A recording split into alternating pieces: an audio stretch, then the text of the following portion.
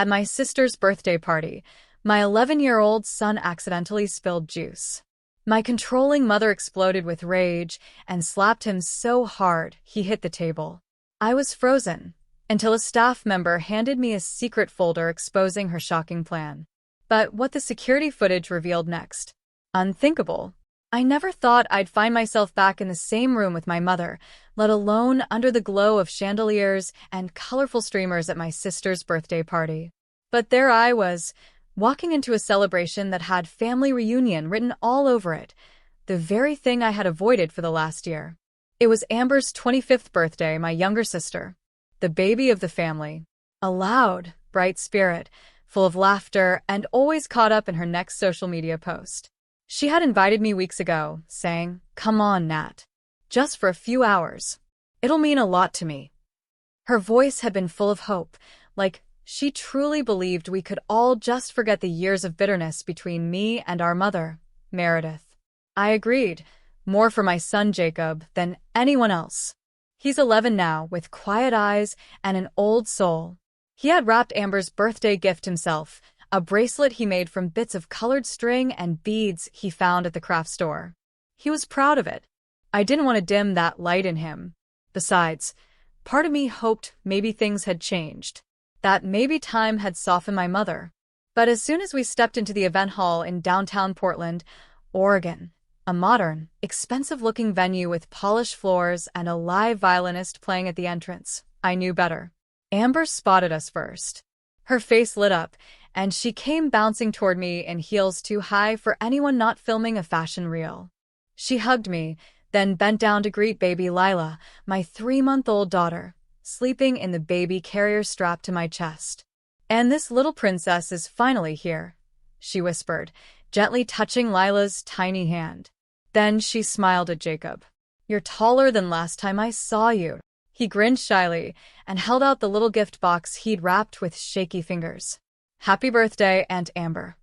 Amber's face softened as she took the gift. "Thank you, sweetheart. I'll open it soon." Everything seemed okay for a moment. But then she came Meredith. My mother approached like a cold wind in the middle of spring.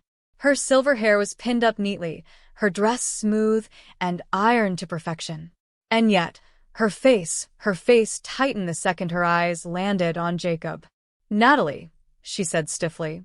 She leaned in, kissed the air beside my cheek, then peeked down at Lila. "Well, she's precious. Thank God, she doesn't look like." Her words trailed off when her eyes met Jacob's. Her polite mask cracked, just for a second. Then she forced a smile. "Jacob, you've grown." Jacob just nodded and looked at the floor. I clenched my jaw but said nothing. Not here. Not now. Amber was watching us too closely, and I wasn't going to ruin her day, not yet. We found a small table near the back, away from the main crowd. I laid Lila's carrier down gently and helped Jacob settle in with a soda. The hall was full of glittering decor, a big LED sign that read "Happy Birthday, Amber," and people laughing, mingling. I could almost pretend it was just a regular birthday party. Almost. As the afternoon went on, Jacob quietly stayed by my side. He offered to help pass out napkins and even poured drinks for a few guests. He was really trying to be helpful.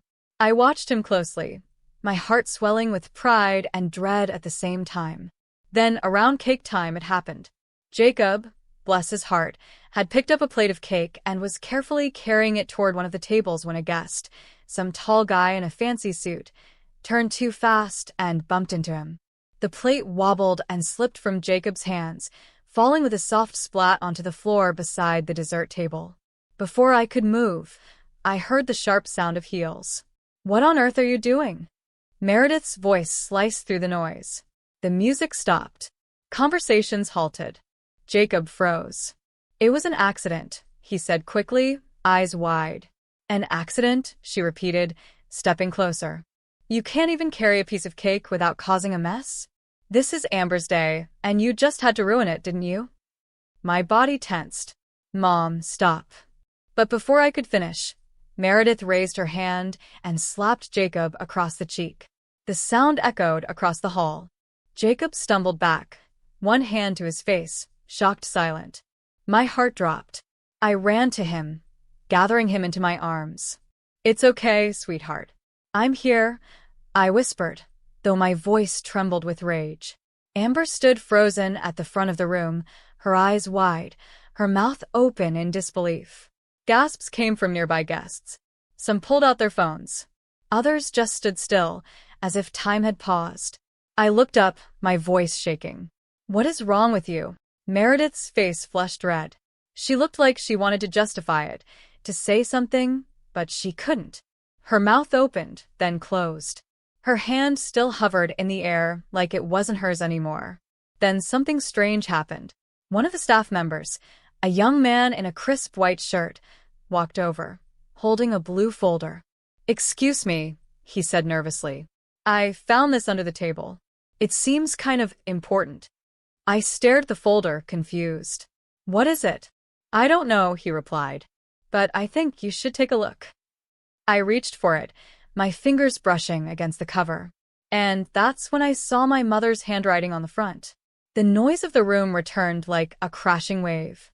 But inside me, everything went quiet. Something wasn't right. Something was very, very wrong. I stood there holding the blue folder, my hands trembling. I didn't want to open it right there in the middle of the chaos, with Jacob clinging to my waist and Lila starting to fuss in her carrier. But I had to know what this was. The handwriting on the cover was unmistakable, my mother's neat, tight script. It read simply, "Party Logistics Private."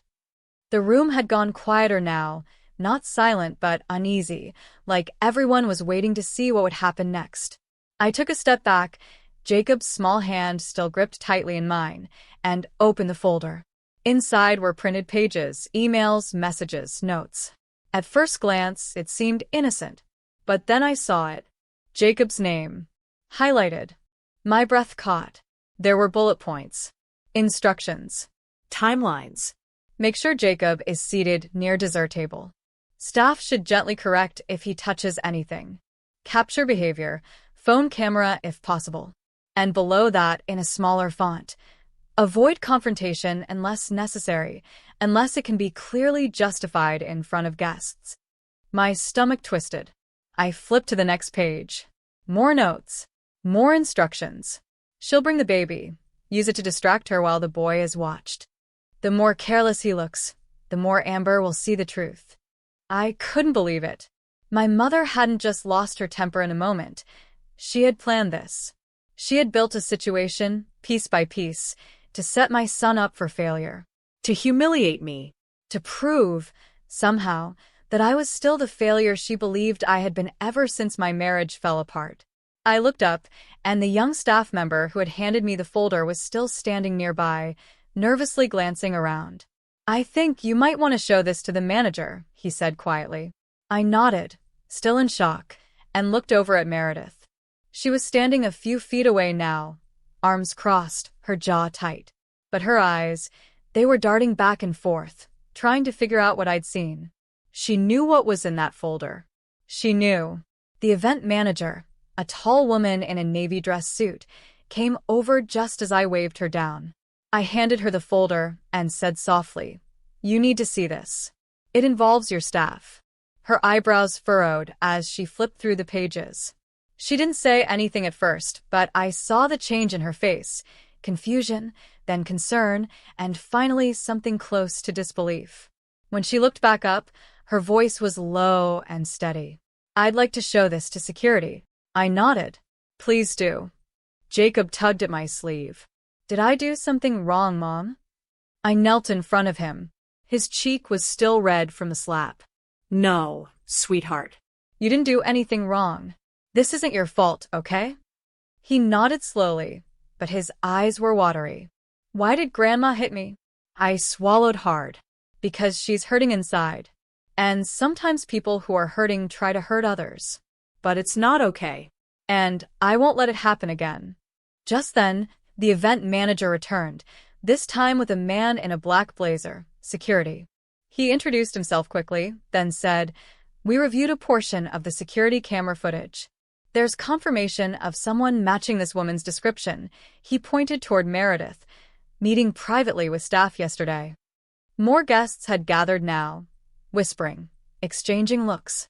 Amber had made her way through the crowd, standing near us, her face pale and stunned. "Is this real?" she asked, her voice barely above a whisper. "She did all this?" I nodded, handing her one of the printed pages. "She didn't want you to see Jacob. Or me. She wanted to ruin this moment." Amber's eyes scanned the page, and slowly, tears welled up. "I asked her to be here because I thought maybe we could all just be a family again." "I know," I said gently. "You didn't know." Then Meredith finally spoke. Her voice was calm at first, too calm. "All I wanted was to protect you, Amber. You don't understand what Natalie has brought into this family. That boy."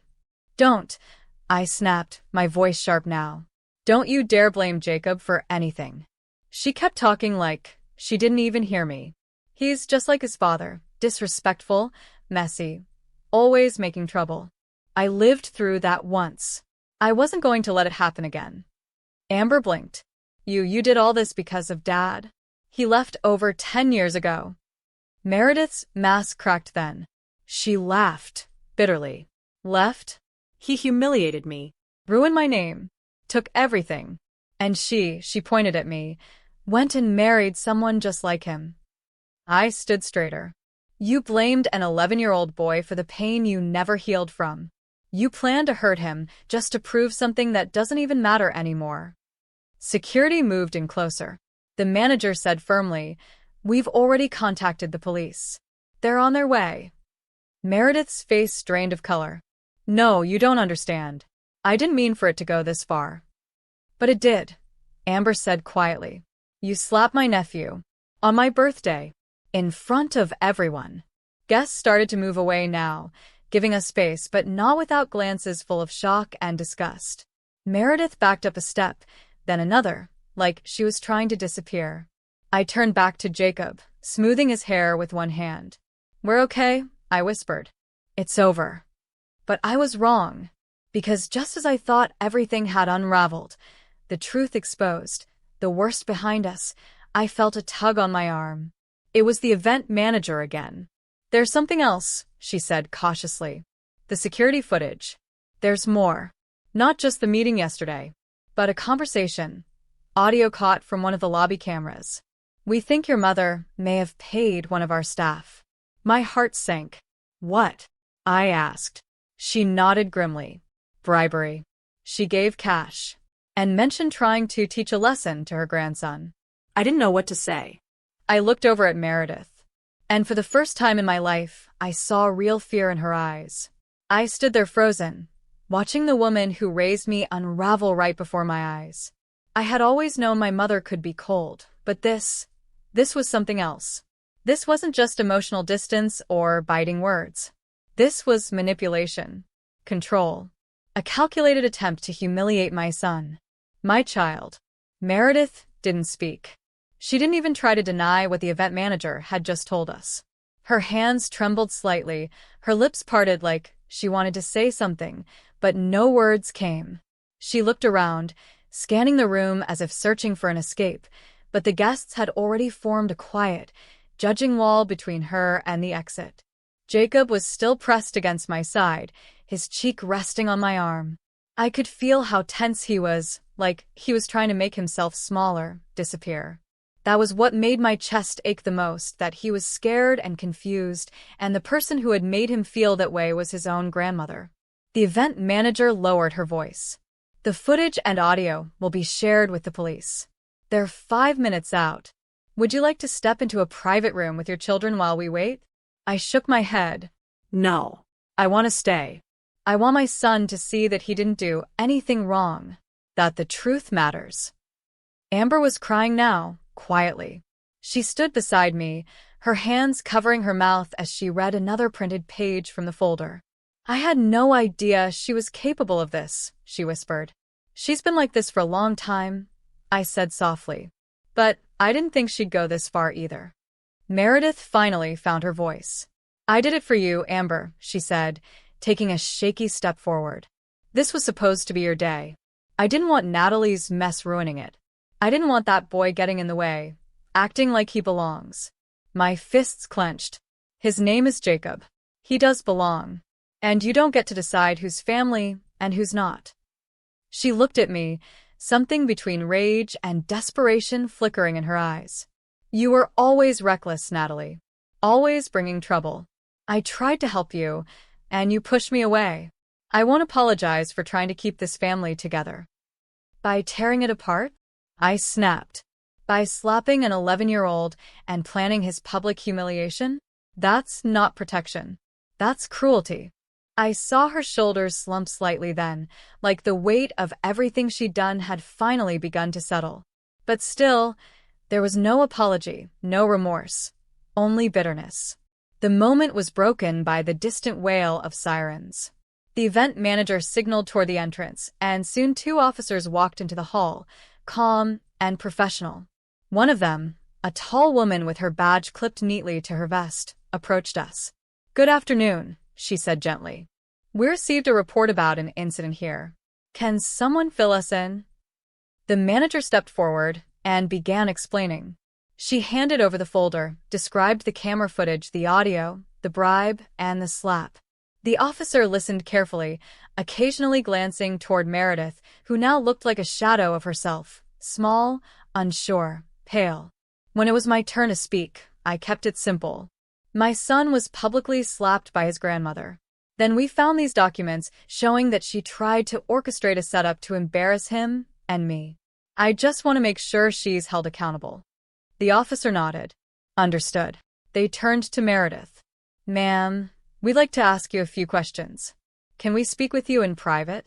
Meredith's voice cracked. "Do I have to go with you?"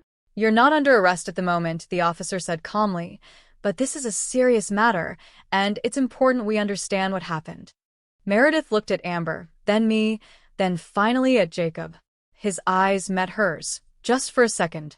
I couldn't read his expression. Maybe he couldn't either. But there was no forgiveness in his face. Just silence. She followed the officers out of the main hall, her back hunched like the pride she always wore had finally broken. After they left, Amber turned to me, still stunned. "What do we do now?" "We breathe," I said. "We let the truth come out. And we protect the ones we love." Amber sat down beside Jacob and placed a hand gently on his back. "I'm so sorry," she whispered to him. "I never should have let this happen." Jacob didn't answer right away. Then he looked at her and said, "It wasn't your fault. But I don't think I want to come to birthdays anymore." Amber smiled sadly and nodded. "That's fair." We stayed a little while longer, mostly in quiet. The guests started to leave, some coming over to express sympathy, others just avoiding eye contact. The celebration was over. Not ruined by my son like Meredith had tried to claim, but destroyed by her own need for control and punishment. When I finally loaded Jacob and Lila into the car, I felt drained. Every muscle in my body ached from holding it all together. But deep down, under the pain, was a kind of calm I hadn't felt in a long time. Because the truth was out.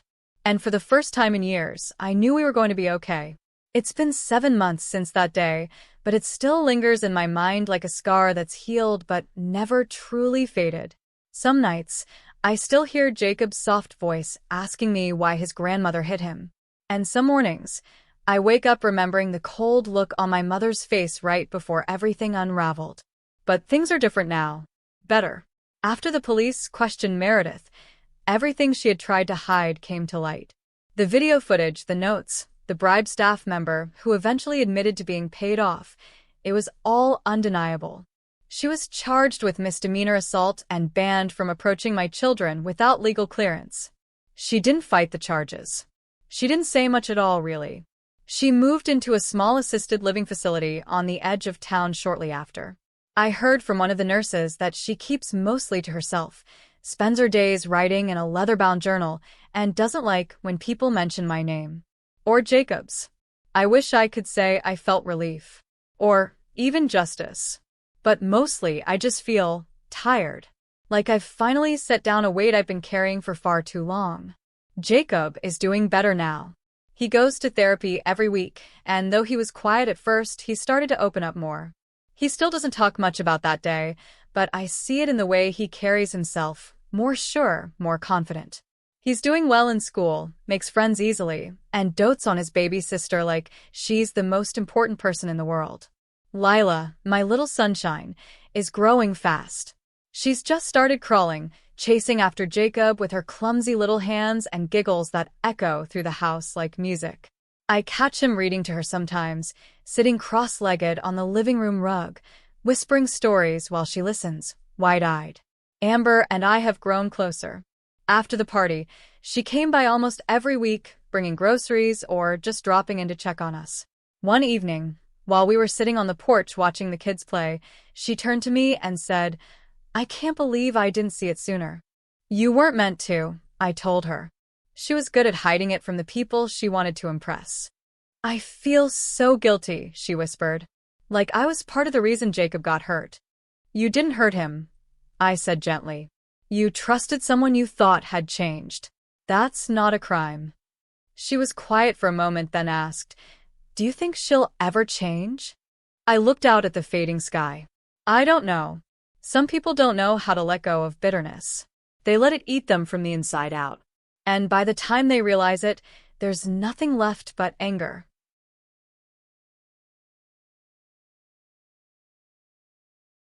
Amber nodded.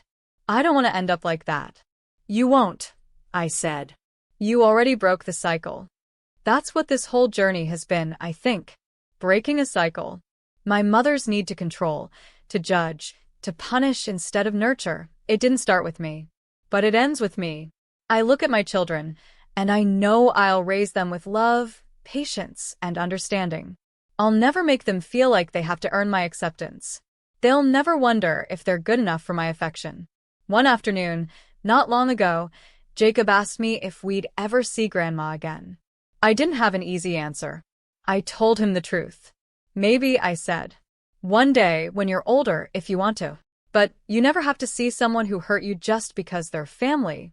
Family should make you feel safe." He was quiet for a moment, then nodded. "Okay. I don't hate her," he said. "I just don't want to be around her." And I told him that was more than okay. We're not completely healed. Maybe we never will be. But we're healing. Day by day. Laugh by laugh. Every quiet evening spent curled up on the couch. Every little moment of peace is a thread sewing us back together. Amber's birthday came around again recently. She kept it small this time, just a few friends, me and the kids, and some neighbors.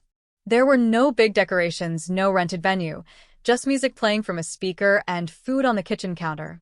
But it was full of real smiles, real love. No tension, no secrets. At one point, she handed Jacob a cupcake and said, "You know, this year, you didn't drop the cake." He laughed and gave her a playful nudge. "I'm more careful now." I watched them, and for the first time in a long time, I didn't feel afraid of what might happen next. The truth came out that day, and it changed everything. It hurt, yes, but it also saved us. It forced open wounds we'd all been ignoring. And from that pain, something new began to grow, something honest and strong. That's the thing about the truth. It cuts, but it also clears the way for healing. And finally, after all the silence, after all the pretending, our family has found its voice.